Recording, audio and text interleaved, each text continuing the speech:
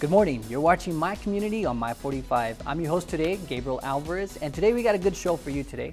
We're officially in summer and it's really hot here in Kern County, and there's a lot of activities to do in Kern County. Today with me I have Captain Jason Knaggs from the Kern County Fire Department. Captain, thank you so much for being here. Thanks for having me. Captain, if you can share a little bit about your background and how long you've been part of the Kern County Fire Department. I've been with Kern County Fire Department for 15 years. I've spent my entire life here in Kern County, and it's a great place to be. Awesome. And so now you're here with us. Thank you so much again for taking the time. As we're in the summers, a lot of the kids and the families, they do a lot of outdoor activities. What are, for example, bicycling and so forth? Let's jump right into it. What are some of the safeties or safety concerns you have for families that want to go out and go bicycling? Summer's a great time to do things outside. Of course, it can be super hot in Bakersfield, we know that. Yes. But as far as cycling goes, be safe. We want you to be out of the roadway if possible. And of course, the youngsters, they need to wear a helmet. In fact, everyone should wear a helmet. Yes, yes. Sometimes, like as you're older, you feel like there's no need for a helmet. I'm older. I've been riding my bike for many years now. But even for that, I mean, as adult, it's good to wear a helmet. It's very important. In my career, I've seen so many minor accidents, but that have caused a tremendous amount of injuries, brain injuries, very serious injuries that could have been prevented from a helmet. Mm-hmm. Or even if when it feels uncomfortable, it's still recommended to wear a helmet. Even as a father, I have two little ones, Emma and Bella, and one of them is 4 years old, and as I'm teaching her to wear a helmet, I have to put my helmet on where she can say, hey, my dad's wearing a helmet. I got to wear a helmet, and where it becomes a norm.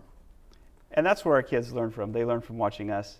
And so we need to be good examples. And that's a great point. It might be a little, warm outside, and you might think, well, I don't want to wear a helmet, but it's just good practice to get into. I think of it kind of like a seatbelt. Mm-hmm. Like if it becomes a habit, a healthy habit, it's going to keep you safe, and you'll always, have that protection there. Awesome. That's good for bringing that up. As it's hot here in Kern County, I know there's a lot of rivers and lakes that people can get into. I know we have the Kern River. A lot of people from out of town, they come in and they want to just cool down. What are some of the safety concerns in going into some of these rivers that we have here? Well, like you mentioned, in Bakersfield, everyone wants to cool down. It's hot here. Mm-hmm.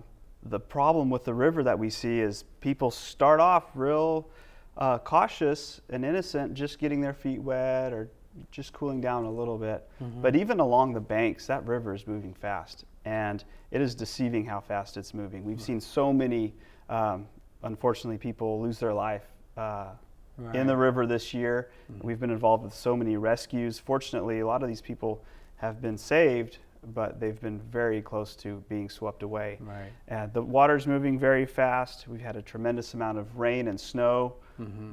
Normally we don't have that here, but we have a lot of fast-moving water. The best thing to do as far as the Kern River is just stay out. Mm-hmm. It's too risky. There's other ways to cool down.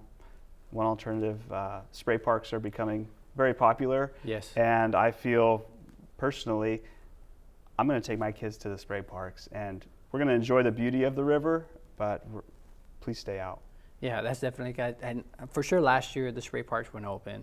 I'm not sure of the previous years, but they were popular when they first opened, but now I'm glad to hear that they are open back up again because we've had so much water. We've had some water, that's right. That's so awesome and so great.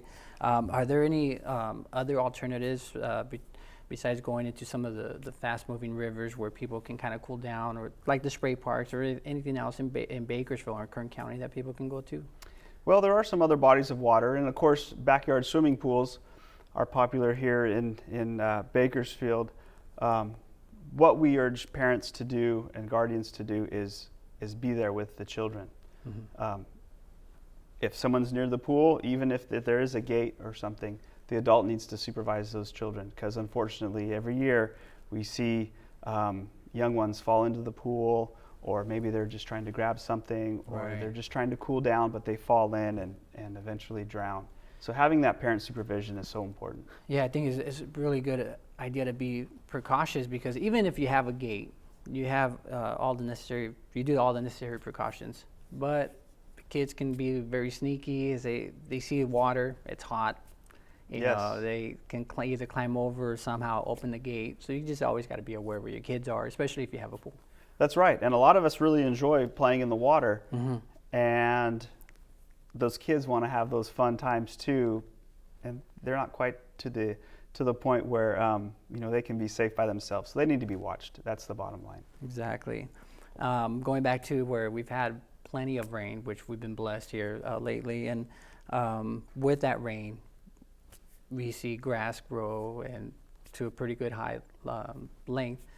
But now you got some of the dry grass. What are some of the concerns with that? That's right. The amount of grass we have is phenomenal. Areas where we haven't seen much grass, seasonal grass at all, we have knee-high grass. And what that means for the fire department and the community is it's fuel for the fire. So that grass can burn very rapidly. We've already seen several large grass fires, right, you know, not just in the mountains, but in the valley floor amongst, you know, neighborhoods.